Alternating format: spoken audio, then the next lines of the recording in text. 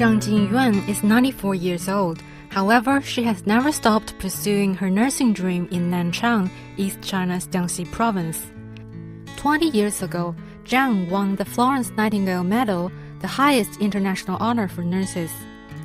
Recently, she has been awarded the 2023 International Achievement Award by the International Council of Nurses Florence Nightingale International Foundation.